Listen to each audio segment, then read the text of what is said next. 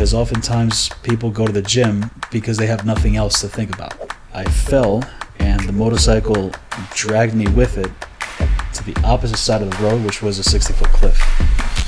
Now that we see that neuroscience is popping up more and more, I see a lot of something else in the human chain is bringing it back. Whatever you fear the most, that is exactly what you need to do. But how many times have you done meditation, let's say breathing meditation? Welcome to the Willpower Podcast.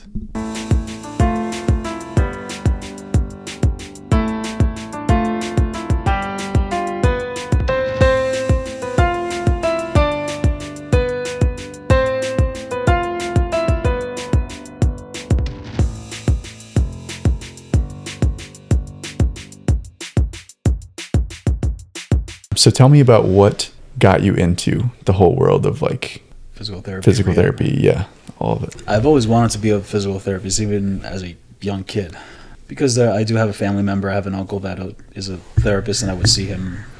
I would go to his office, and I could see how many his patients would praise him.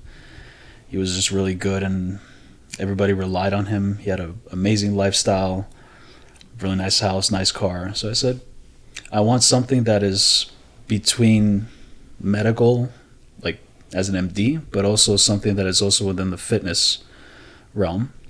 So I said, it looks like physical therapy is like something in between it. But I still didn't have like that desire to go for it. I wasn't really doing good at school, to be honest. So the biggest change for me was I was visiting my parents back in Greece, and we live on an island. And because I graduated high school in New York with really excellent grades, my father bought me a motorcycle as a gift. And 2 days into my vacation in Greece, on an island you have, there's a lot of uphills, downhills, very steep roads, very sharp turns. And I was coming back 3 o'clock at night, just going out partying and shit. I didn't drink. I don't drink at all. And I remember just riding back home, and the motorcycle was a Harley. It was a Harley, and it was very hard for me to kind of get used to the weight of the motorcycle, and I had to make a very sharp turn, but I lost control, and I fell, and the motorcycle dragged me with it to the opposite side of the road, which was a 60-foot cliff. So I literally fell in a 60-foot cliff. This is now 3 o'clock in the morning, so I fell. That was probably the first time ever I've ever worn a helmet. If I didn't wear it, I wouldn't be here, because I had a huge hole on the top of my head on the helmet, and fell down, and I got wedged between two big boulders, and I was probably a solid hour down there, because it's 3 o'clock in the morning. The only light I had was just the moonlight, and no matter how many times I screamed and screamed and screamed for help, nobody could hear me. So I had literally no choice but to find a way to climb myself back up 60 feet. And I was able to do that. I still don't understand how the human body can be that strong. You could call it adrenaline, you can call it like no choice, but I've never experienced strength like that. We're talking now about a cliff that's not nice and slanted like this. We're talking vertical, mm-hmm. Right? Somehow I made it to the top, and I was still already collapsed on the floor. Back then, this was now back in 2005, and back then, you remember those Nokia phones, right? It was like we would play like Snake and everything. Mm-hmm. Those things their batteries would last like 2 weeks, and the phone was still working, and I was able to call my mother. But because one of the things that happened to me was I had about 8 broken ribs, and all 8 pierced my right lung, so I had a lung collapse, so I was unable to talk. But somehow I muffled out the words, "Come find me." Luckily, it's only one road from my village down to the city, so there's no other way. And about 5, maybe 10 minutes later, they found me, and they take me to the nearby, I wouldn't say hospital, because back then we didn't have hospitals or a hospital at the island. We just had urgent care. Now, another thing was that the island where I'm from, we're known to always have blackouts. And that night we had a blackout, so no x-rays were working, or MRIs or anything like that for them to diagnose. So the only thing they could possibly do is put a catheter in me. And I had to wait the next day to get on a plane to go to the nearest by island that they actually had a hospital. Waited the next morning, they took me, and because of my shock, I wasn't comprehending what was going on with my body at the moment. But when I got to the hospital, they immediately took me for MRIs and everything. And I remember when the nurses were transferring me from the rolling bed to on the MRI machine, they had to strip me naked at one point, and they had to cross my arms, and that's where I felt something that was completely ridiculous. I had absolutely no feeling from my waist down. So, pardon for my podcast content, but it literally felt like I was touching somebody else's dick. And I was freaking out into the machine. I wasn't able to move my toes, my feet. Like, basically I was paralyzed from the waist down. So it took them a while to calm me down. They had to pump me with morphine and like a sedative to calm me down. And after the MRI, once I woke up, about 3 neurosurgeons would tell me that it looks like you have a spinal cord injury. So you're going to have to modify your life. We don't think that it's a possibility for you to walk again. And after he said that, like everything else of what he said, it was like, wah, like I don't care. I literally had almost about 3 failed attempts of suicide after that. And all they can show me through the MRIs was just that I had a lot of swelling within my spinal cord. Now, a spinal cord injury means that there's a cut in your spinal cord, right? So it's either complete or incomplete. Incomplete is like a small cut. Complete means the whole thing is cut. But the doctors couldn't confirm to me that it was an indeed spinal cord injury because there was swelling on it, so the MRI couldn't see past through it. So that's basically a misdiagnosis. But they still came out with the diagnosis just to say something. I was in that hospital about a couple of months, and I remember almost about 4 physical therapists were the ones that were helping me how to ambulate with the wheelchair and the crutches. And I remember specifically my wrists would be ridiculously sore from like the weight that I would have to carry with the crutches. And specifically my right wrist was the most sore. And every time I kept on mobilizing it over and over just to get the soreness out, I started getting little small sensations on the tips of my toes. Now, for a paralyzed person to feel that is like winning the lottery. Out of excitement, I was screaming from the top of my lungs, I can feel something, because, dude, I would stab my thigh with a fork, and I could feel nothing, right? My thighs would become the size of my wrists. So, no doctor could explain to me why that occurred. Of why is it that every time I moved, let's say, my wrist on my right, I started getting sensations down my left foot. And then in the reverse, every time I would do something with my left, I would feel something with my right. Nobody can explain it to me. The therapists now, on the other hand, were like, whatever's going on, let's keep on doing it. Let's do some wrist work, whatever. And then every time they would give me things I would do for like elbow work, like biceps, triceps, I started getting little sensations down my knees. Every time I did shoulder work, I started getting sensations down my hips. So I'm like just left out without answers. So I said, you know what? The only way for me to learn this, I'm going to admit myself into PT school. So I got into PT school in Greece, and I remember just rolling in there in admissions in a wheelchair, and then 4 years later, I'm out running. Now, not even my professors could tell me what's going on. We're talking now the entire student body and my professors were on my ass trying to help me rehab because I was kind of like an experiment to them. And they helped me to an extent, but even the things that I learned in PT school was still not enough, right?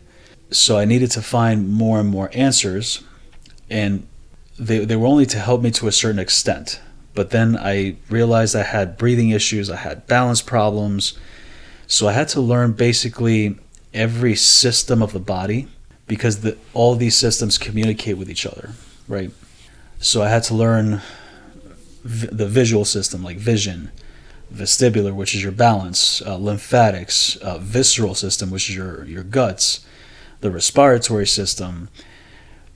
And that is what made me keep on digging into this stuff like more and more to rehab myself.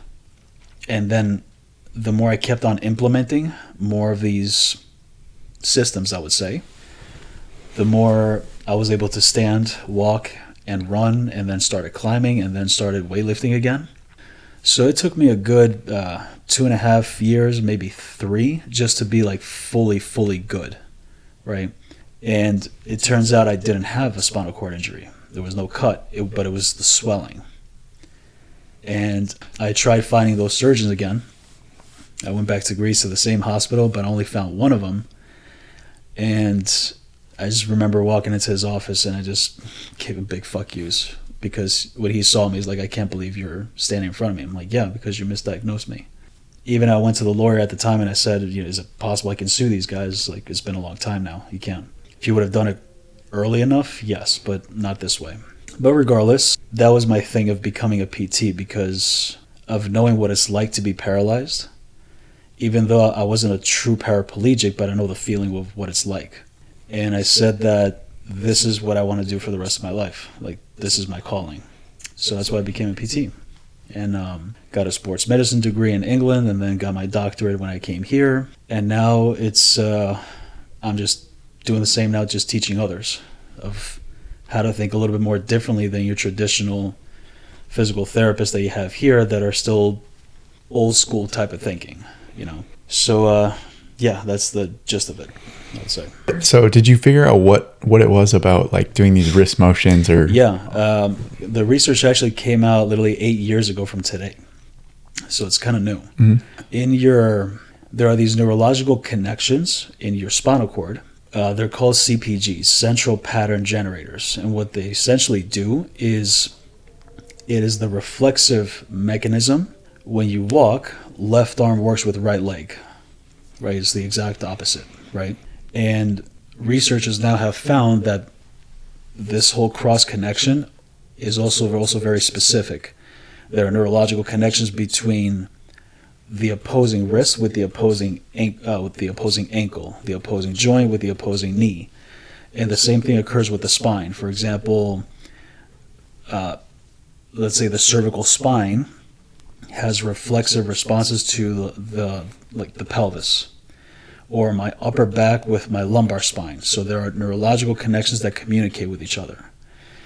So it's also called the cross-education effect, where certain researchers gathered a bunch of people that underwent arm fractures of their humerus, and they had it in a sling, and they would train their opposing leg, like strength training, and then 3 to 5 months later, they would take the sling and the cast off, and they saw that the muscle size and also the strength of that arm was still preserved instead of atrophying, right? So that's the mechanism of it. It's just, they're called opposing joints, and they're just neurologically connected to each other. Interesting. So yeah, that's very cool. Yeah, the human body does a lot of cool stuff. It's like some people, when I do certain things with them, I do, like, let's say stuff with their eyes, and then their back pain goes away, and they're looking at me like I'm some sort of like magician. It may appear like that, but there's explanations to this, right? So because we're made up of a lot of systems, they all communicate with each other, and everything leads into one area, your brain.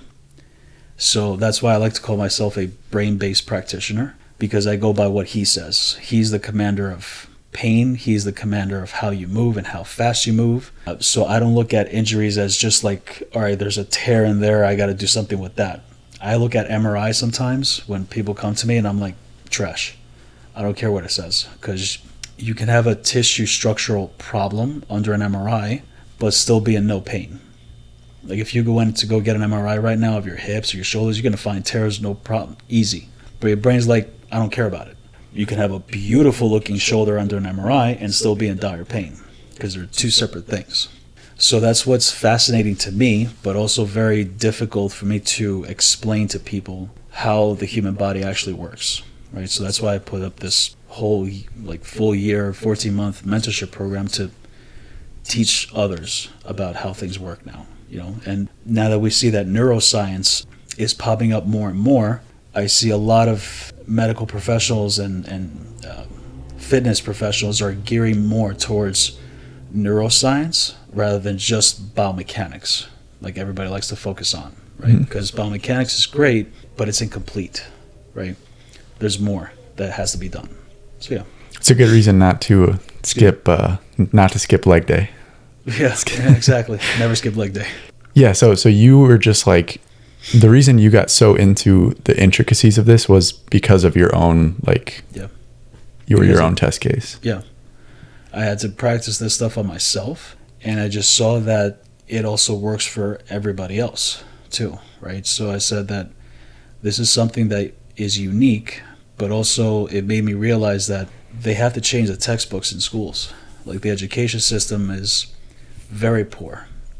So to me, for example, is like you take a physiology book. For me, there should be no chapters because it's just one continuum, right? A lot of the things that I've studied in school is just doesn't make sense or are very much outdated, right? So it's not that I didn't learn anything in school, but I just learned the very basics, right? I didn't learn this type of advanced stuff. So that's why there are times that I keep going back to my school and talk to my professors, and I usually like a keynote speaker. I explain to them my progress, the things that I've done, and now they're starting to kind of shift gears into thinking a little bit more differently, like outside the scope of stuff. Mm-hmm. Yeah. So how do you look at, like, let's say you have an athlete, what is the way that you assess problems they have or work to avoid them? Well, the first thing I need to establish is a very, very long history of whatever has happened to you, right? I have athletes that come to me for just shoulder pain, right? But they got a laundry list of other injuries they've ever had in the past. If those things were unaddressed, those can be possible key pieces of the puzzle of why they still have shoulder pain, right? So your history matters. So during my history taking alone can take up at least about an hour and a half, just asking questions. I asked them, have you ever had any gut issues? Do you have problems with your eyes? Do you wear glasses? Have you ever got hit to the head, past concussions?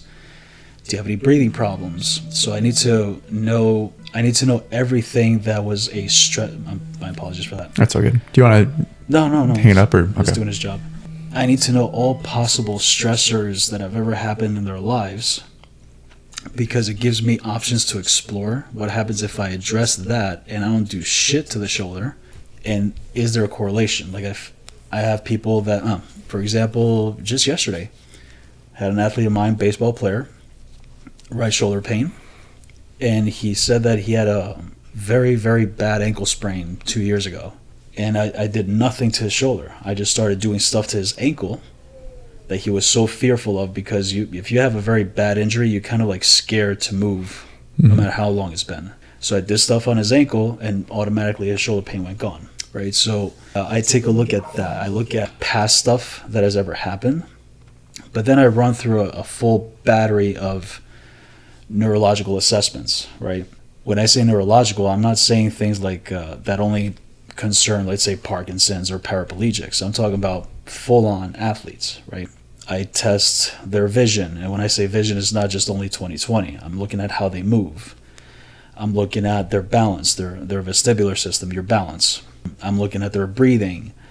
So it's like my assessments take a while because it gives me enough data, even though you're coming to for just one, pain on your shoulder. But that is why you have therapists that they treat the shoulder pain, but then 2 days later it comes back again. Then it comes back again, because something else in the human chain is bringing it back. So yeah, it's that's the way I do my assessments. The history is what matters the most out of everything. So yeah. Right, you're searching for the root cause rather than just treating symptoms as they pop up. Exactly. You'd be surprised like what the root causes can be completely, bonkers. Like well, one of my favorites, bodybuilder, comes to me for right-sided neck pain, and he said, I've gotten deep tissue work, stretching, dry needling. He's like, I've done everything under the sun. This thing can just not seem to go away. And during my history taking, I tell him what seems to aggravate the pain. He goes, funny enough, every time I drink alcohol, it gets worse. Like, all right. And this guy now is a bodybuilder. And I said, you ever had any liver problems? He's like, not exactly problems, but I did have elevated enzymes. They saw a little inflammation in there. Like, there we go. So I did this thing, what we call visceral therapy. So I worked on his liver manually. Pain gone like 10 seconds. And then I just had to like put kinesio tapes on his liver area. And all I just had to show him was just like some mobility drills for his rib cage to move the tapes that were on there. And his neck pain was gone. You know, so who would have thought that a organ problem can give you a musculoskeletal problem? Well, that's why there's things called visceral referred pain patterns. So you can have, let's say, some type of dysfunction on an organ, but an organ most oftentimes doesn't give you pain at the exact site where the organ is. It usually shoots pain somewhere else. And the liver is known to give you pain on the right side of the neck, right? Especially when the athletes tell me they can't pinpoint where it is. They just go, it's just somewhere around here. I don't know where exactly it's coming from. Like, that sounds like a organ problem, right? And quite frankly, this is stuff that we have learned in school, but in theory, we never applied it, right? That's the problem with our education system, is that it's very theoretical stuff. But oftentimes these theoretical things are very much applicable, right? It's just that they don't know how to do it. So I went through courses and courses and books and researches, and man, the amount of like money I've spent on continuing education courses is like probably over like $1 million by now. But it's worth it, you know. So yeah, that's how fascinating the human body is. But specifically, that's how fascinating this little 3-pound organ between our ears is. You know, that governs everything for me. Yeah. Like you mentioned, the liver maps to like your right shoulder. Do all organs have like a place they tend to show up? Not all of them. Usually what we call the hollow organs. So it's liver, stomach, uterus for women, lungs. Let's say you have asthma, for example, or bronchitis. Lungs, for example, give neck pain, but specifically to the left side, whether it's right or left lung. Liver is more of the right side of the neck. Kidney will often give you pain across the lower back sometimes, right? Or the prostate. Stomach, just as well. Stomach gives you pain at the stomach site, but also shoots pain literally dead center on your spine, between thoracic spine and lumbar spine. So yeah, there are many organs, not all of them, but the majority of them give that kind of referred pain pattern to the body. You can literally Google referred pain patterns. You're going to see color codes. Oh, gallbladder and liver, and you're going to see a red color on the neck, right? This is stuff that has been taught for years now, but nobody has ever taught us what we can do with them, right? Usually it's like, oh, I got to refer you to like a GI doctor or something like that. No, you don't. You can literally do manual work on that area and notice a difference from there. So, yeah, that's how it's done. Are those like the things that you're teaching in your mentorship program? Like how to actually apply? Yeah, that's why it's 14 months long, because I'm going through every possible system, every scenario. We learned neurology, but not in a very fun and practical way. You know, it was always like a big, scary thing, very complex, right? But the way I teach it, I simplify it enough.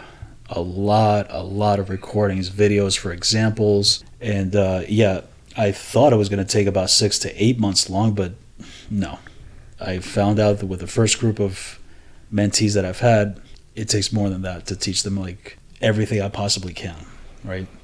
So yeah, this is exactly what I teach, of course. Like what kind of athletics do you partake in now? That I'm doing? Mm-hmm. I like a variety of stuff, but I'm still into bodybuilding, but I have a true passion now for sandbag work, kettlebell work, But I do try and partake in other activities such as like even rock climbing, sprinting. So I like, I kind of want the life of like Tom Cruise. It's like you have to do your strength training, you have to do your speed training, your endurance, swimming. I'm a very good swimmer, actually. And right now it's not just one specific thing, but the two things that are a must is definitely weight training, resistance, the typical bodybuilding, but I do like my own different types of lifts, not like the traditional bodybuilding style. I like a lot of unilateral work, like one arm at a time, one leg at a time. You have to own the right to do bilateral lifts because one arm is going to be working a little bit harder than the other. And you can get injuries like that too. So that, and I experiment now a lot with kettlebell work and sandbags. That's why I'm very good friends also with Brian because he's really good at that stuff too. I'm actually fascinated with Jared Cardona, the crazy trainer. That guy's phenomenal when it comes to kettlebell work. Holy shit. So I try and like mix different things in my training, but it's not like I stick to one thing, like it's just CrossFit or it's just bodybuilding. I like to tap into different parts of every entity out there. Yeah. Do you have like a recommended just like workout style or like group of workouts for someone who's not an athlete, who's just looking to maintain that like Tom Cruise kind of? Well, yeah, it's more of resistance training is by far one of the most superior things you can do to your body, right? So resistance training, whether that's your typical commercial gym or not, at least 3 times a week. And then I would do some type of, I would say cardiovascular training, for the endurance, but more for cardio health, not in the sense of how bodybuilders do it to, lose body fat. I think that's a little too extreme. But I would also, I would encourage people to, of course, do resistance training, but what is it exactly that they love to do? Because oftentimes people go to the gym because they have nothing else to think about, right? I'm more so of if it makes you happy, if it gets you excited to go work out at a gym, do that. But if you're more excited about playing volleyball or tennis or pickleball, do that, right? Because if you're doing something that you hate, most oftentimes you're going to get injured, right? Bodybuilders do that a lot. I've met plenty of bodybuilders that really don't want to train that heavy, putting themselves into that kind of supplementation, the extreme diets that they do, but they're like, if I don't do bodybuilding, there's nothing else for me. No. There's a lot more you can do, right? So I would say implement something that has to do with resistance training. It doesn't have to necessarily be with weights. It could be with resistance bands. Implement some type of like endurance work as well. If you're not scared of the water, definitely do some swimming as well. And honestly, especially for brain health, anything that has to do with tennis or even ping pong. Ping pong has actually been shown that it produces a lot of hand-eye coordination. It's a very good brain stimulus. So I can't really give you an exact like method what to follow. It's more of like do anything. Just never stop moving. That's one thing. Just never stop moving. Do something, and as long as it gets you excited to do so. I heard something recently about like the like sedentary lifestyle and how people who, even if you do work out and you do run or you do stuff, but then you also spend a lot of your time sitting, that's also a bad thing. Have you thought about that yourself? Of course, yeah. I mean, we're not meant to sit for hours, I'm an advocate of every hour, get up and just move for 2, 3, 5 minutes, do something, right? People that ask me about, I have a desk job. Should I get a specific chair? No, you can get the most expensive chair made out of Lamborghini if you want to. The point is, even though you're sitting, constantly change positions even while you're sitting, right? Never just stay erect and straight like this for hours, right? Especially after COVID, now we're more secluded indoors. I highly advise more people please just get outside a little bit, which is another thing why I understand with the whole point of having treadmills at gyms. Like, you have people that sign up to go to a gym and all they use is a treadmill. Pardon my French, but are you fucking kidding me right now? You have the world outside. Treadmill is probably one of the most worst machines ever created because you're not running, you're hopping, right? And this is the stuff that I see a lot with the fitness industry is we don't do a lot of things outdoors, and we should, because the sunlight, the nature. This is what I would like to see the most, honestly. So yeah, that's my opinion. People getting outside. Yeah, I think it's going to tie into like what you were saying with just like you're going to enjoy it more. Of course. If you get outside, you're going to feel better. You get the vitamin D from the sun. It's just more of like a natural pull to being outdoors. The people, we've gotten very, very comfortable, especially now with, you can easily change the temperature of your house, being cold, being hot. But people know right now they're scared of going out because it's too cold or because it's too hot. Well, because you conditioned yourself to stay at a very comfortable temperature. But we're not made to do that. We're made to adapt to all these different climate changes, right? Mm-hmm. So it's unfortunate, and especially now with the rise of, technology, you press a button and now your groceries come to your door, or your food comes to your door. You're just one click away. You got everything right into your doorstep. So it's unfortunate that technology, even though it's helping us grow and become better versions of ourselves, but it's at the same time it's making us a lot more lazy. And especially the damn phone. Now you're seeing a lot more people with pains that you would never expect they would have because of the constant, using of the phone and over again. And your whole life is lost because of that. Does that affect your vision? Yes. You develop more. There's enough things, actually. Looking at screens, there's actually evidence that they show 50 to 60% less blinking because you're so focused on the screen. And when there's less blinking, your eyes get a lot more dry and your nervous system starts to get stressed out. So that's why you have a lot of neck tension, back pains, and things like that. But also is you've developed more now of focal vision. So you're looking at things a lot more closer, and you lose peripheral vision. But peripheral vision is so important, especially in the athletic world, because peripheral vision, even if you go out now for a walk and I tell you, okay, I want you to look at something in the horizon, keep your eyes on it, but I want you to be aware of what's going on your sides, the sky above, the floor. And peripheral vision is one of the things that is necessary to improve upright posture, because focal vision gives you that whole kyphotic posture, right? And have you ever heard of the terms sympathetic, parasympathetic, right? So whenever I have focal vision, my sympathetic nervous system goes up. So I'm in fight or flight. Peripheral vision, you get parasympathetic, everything's calm. So less pain, less stress. So I do things like peripheral vision walks or peripheral vision run. Like I might be running, doing my cardio, but my eyes are staring at the horizon and I'm paying attention to what's going on around me. Because a lot of people, when they walk, they look down a lot. They want to see where they're going. Or they're on their freaking phones.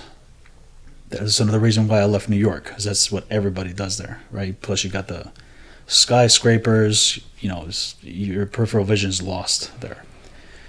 So, that's one of the very few things I can tell you about how screens have affected us nowadays. Yeah, that's so interesting about the parasympathetic, sympathetic, because I know, like, in a lot of the, like, mindfulness meditation things, one of the cues that I've heard is, like, just taking your entire visual field. Yeah. And I never thought about that actually having an effect on your... Yeah. But it's also very hard, right? How long can you maintain your ability to keep peripheral vision? It's not easy, right? But it's a trainable thing. Now, when it comes to meditation, I have my opinions on that as well, of how it's taught. But just to point it out there, like, for example, meditation, which I love. But how many times have you done meditation, let's say breathing meditation, right? You have to focus on the inhale through the nose, listen to it as it goes out. And then they say once your mind starts to wander somewhere else, bring it back here. But how many times have you tried to do something like that and you get even more frustrated trying to do meditation, and then you find yourself not relaxed, right? So I said, okay, there's got to be another way that your mind can easily focus on instead of forcing it all the time. So I like it when you do some type of like body scan. For example, with women that I work a lot with also, I do a lot of pelvic floor therapy.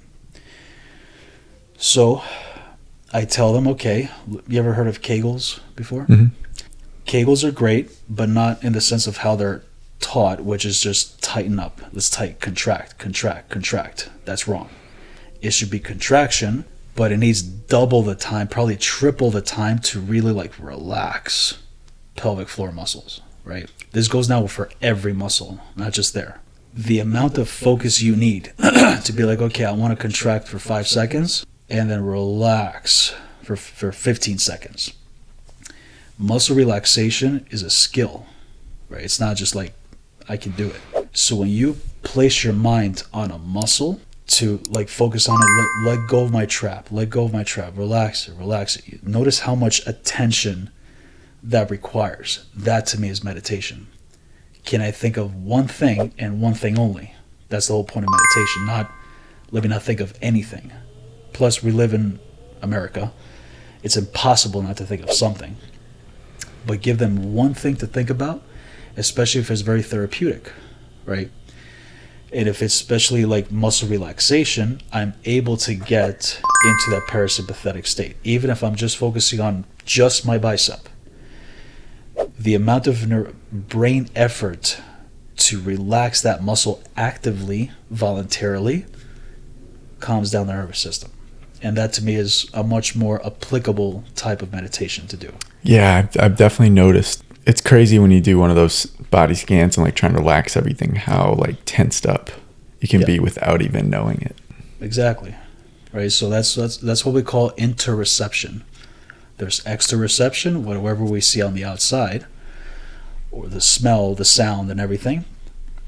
Then there's interoception. What do I feel on the inside of my body? I can feel my heart rate. I can feel my breathing. So there's exteroception, interoception, and then there's proprioception, which is my joints, my awareness of my joints in space, which is what every personal trainer is trained to do on proprioception, movement, right? So that is another thing with the things that I teach, is that you have to know about these perceptions, exteroception, what's gathered from the environment, what's going on the inside of your body, and also your movement, right? That's neurology. Okay, so going back to your motorcycle accident, falling off a cliff, climbing your way back, what do you think you took from that experience outside of just like, oh, I want to figure out what happened? Like, what did that teach you? No, it's not like figure out what happened. I just knew that it was just a bad moment in time, but it did make me realize that I have a lot more potential to be able to tackle anything in life without being scared of it. You know, it's like it made me appreciate life a lot more. It made me appreciate movement a lot more. It made me understand of how powerful the human being is if they really like focus on it, right? The abilities we're able to do, right? So I wouldn't say I'm trying to find answers as to why that happened. All I'm saying right now is thank God that happened, because it completely changed my entire thinking of how I see myself, right? And how it's so necessary to take care of your body as much as you possibly can. And it's unfortunate because, you know, we live in the US and we have so many options when it comes to food and the things that we drink and the lifestyle that we have. We've become disconnected so much with nature and so much into technology. But for me, it's I gathered that I can literally do anything. I feel unstoppable. If I can overcome something like that, I can overcome anything. Mm-hmm. So it just created a much bigger belief system for myself. Yeah, that's huge. There's something about being like forced into something. Like you were forced in this situation, you got to figure a way out. Yeah, you know, so I always say that sometimes a person may need to hit that rock bottom level because you have nothing else to lose once you're in that state. So all you got to do is just climb back up, right? So that's why it's like, for me, I hope nobody goes under the stuff that I've went through, right? But they need to also understand that they're capable of doing a lot of things, and their belief system is what's keeping them back, right? So you can have as much willpower as you want, but if you're not enjoying what you're doing, it's a total waste of time, right? So, and everybody's trying to think of things that they want to do in life, but they're only looking at the very positive things in life. Like, oh, I want to be a physical therapist because it's got great money, it's got a future. Nobody wants to think about the problems that come with it. Are you willing to take the shit that comes with it, though, right? So for me, it's more of like, what better problems do you want in your life that you want to deal with, right? Choosing better problems is what's going to make you a lot more happier, because I think happiness and motivation come from solving problems, not achieving things that you think that might make you happy, because you might achieve it and then you find yourself like, this doesn't make me really happy. I wanted to become a doctor all my life, but now I am a doctor and I hate it. So I don't know if I'm going off topic right now, but this is my kind of thinking right now. What are the kind of problems that you deal with regularly? The problems of there are times that I have, let's say, patients of mine that they don't respond well to specific treatments that I've given them, and then they're frustrated, like, where's this thing coming from, over and over and over again. But because I like this problem, it makes me want to dig more into finding out how to fix it. Problems of, sometimes I just hate being the go-to guy all the time, because people text me all the time, friends text me all the time, my parents call me all the time, this hurts, that hurts, this hurts, that hurts. So it's like, even though I'm pretty good at what I do, but it becomes exhausting when everybody's trying to like communicate with you. The hardship of, even the financial hardship, it's, people think that, oh, because you're some doctor of physical therapy, that means you're going to make money. No, you're not. Especially working for somebody else, you're not going to make money. But more so of having my own business, my own business, like the mentorship program, the amount of work, the endless amount of hours and nights that I had to go home at 1:00 in the morning, writing material over and recordings, like, even though that stuff was very exhausting and I had to do it on a daily basis, including weekends, I looked at it though as what's the reward after this, right? So there are a lot of different problems, but those are the kind of problems I want to deal with personally, right? Hopefully that makes sense. Mm-hmm. Yeah. Would you be willing to talk about, you mentioned attempted suicide. I'm curious what that was like. That was one was that time when they put me on the MRI, where I felt like I was touching somebody else's, dick. My mind went into, okay, I'm never going to have kids. I'm never going to pleasure a woman, experience sex again. And at that moment, I saw that there was there was like a surgical equipment next to me. And I tried to grab one of those instruments and try to stab myself on the neck. And the nurses were able to block my hands and be able not to do it, and they had to restrain me. Another incident was I was in my room and my father was next to me. This was, I don't know what time it was, at night. He woke up and he sat on a chair looking over at the window, and he was looking at the moon, and he was crying and crying, kind of like it was his fault of him buying me the motorcycle. And because of that depression that I saw him go through, and knowing that the amount of lifestyle changes my entire family had to make just to help me, it felt like I was going to put a burden on them. So I tried to climb off my bed when nobody was in my room, and tried to climb on the window so I can fall off the window, because I just wanted to end my life from the pain that I was going to put my family under for. So those were the two main incidents of attempted suicide. Mm-hmm. I said there were 3, but it was actually 2. It was just those 2. So yeah, it was a very, very dark time, I gotta say. Yeah. How long was it from like when the accident happened to when you were able to walk again? It took me about 2.5 to 3 years to be able to stand. About 1.5 years. To be able to walk comfortably was 2 years, and then 2.5 years to be able to start jogging. Wow. But, I had to deal with a lot of PTSD issues. That was the biggest factor for me, because I needed psychological help. And I seek better psychological help with, shamans, doing mushroom trips and DMT trips. I just recently had one with Justin, more than psychologists, to be honest. So I had to really get my psychology down, because every time I was in any kind of dark room, it would automatically take me back to the past of when I was down that cliff.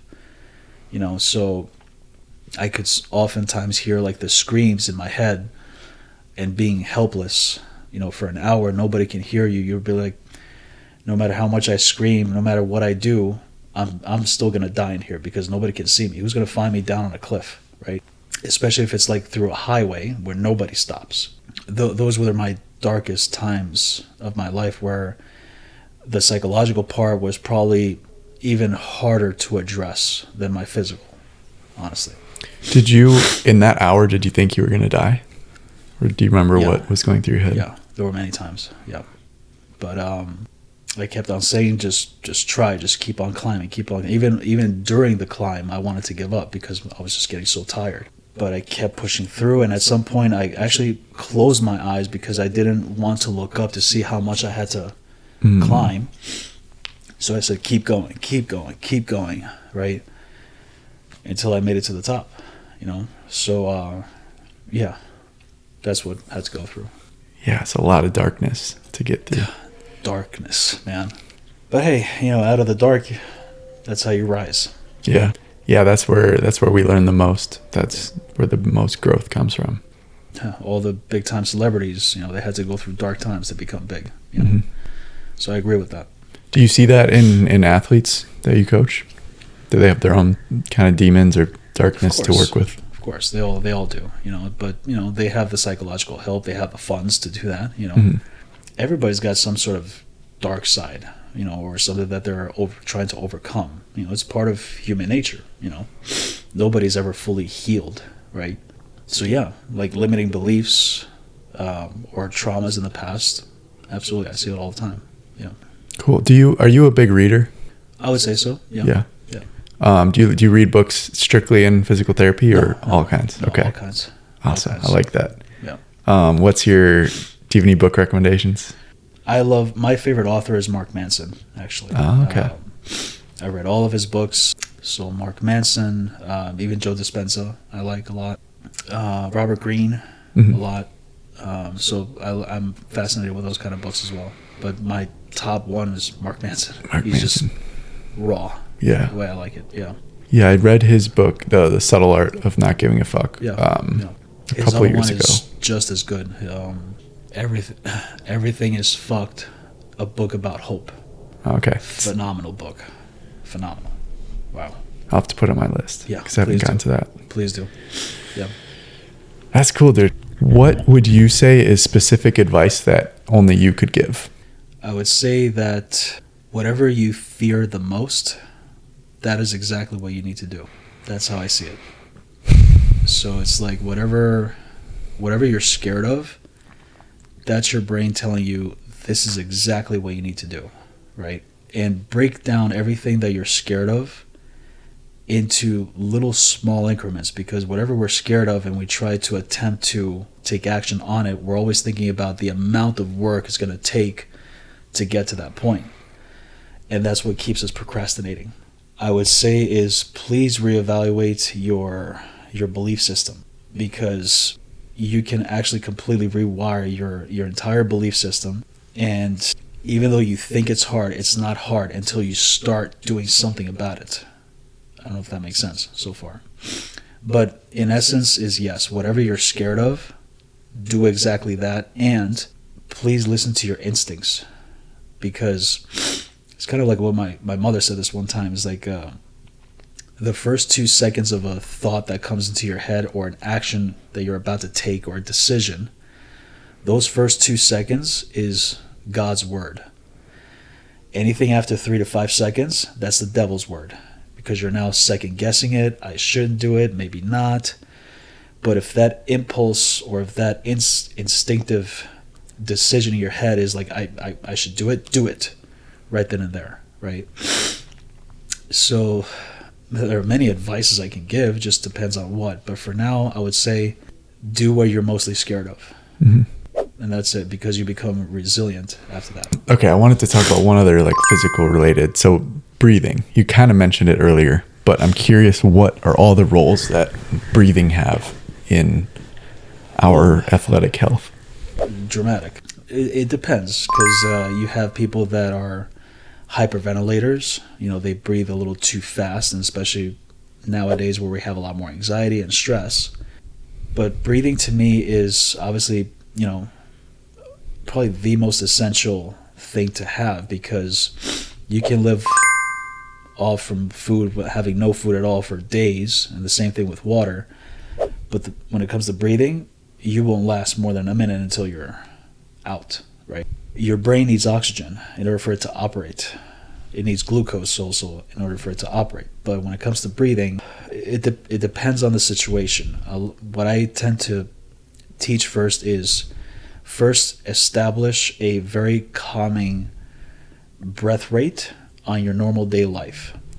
Basically, through research, that if we should be breathing like 6 breaths per minute, which is ridiculously slow. If you're breathing anywhere more than that, your nervous system is on high gear, right?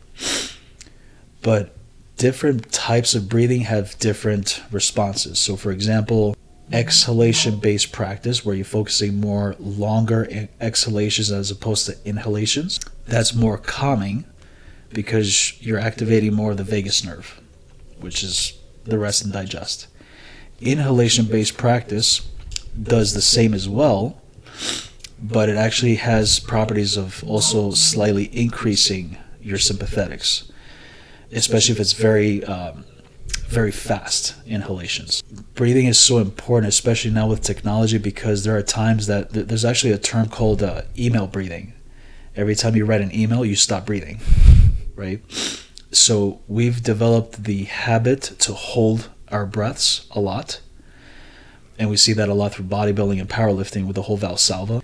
But breathing is, because it's automatic, you're not thinking about it. It takes that amount of effort on a daily basis to change the way you breathe for good. Because right now you're breathing a specific way, right? So you need hourly reminders to breathe a specific way, right? That helps you, because the type of breathing that you need is way different for me. I need a different type. Somebody else needs something different. There's no one specific breath technique, I would say, or pattern that works for everyone. I have different demands than you do. Do I need to focus more on inhalation, or do I need exhalation? Does it have to be powerful exhalation, or does it have to be calm? It all depends on what I'm trying to achieve. And we'll probably be here for a while if I tell you, like, what does exhalation do, what does inhalation do, what neurological connections happen. But if you want to change the way you breathe that calms you down, please understand that it takes a lot of freaking effort, a lot of intentional practice. That's why I have some of my athletes, they put bands around their lower ribs, because they have to feel the ribs moving. So it's a constant reminder of, hey, I need to feel this happening over and over and over again, right?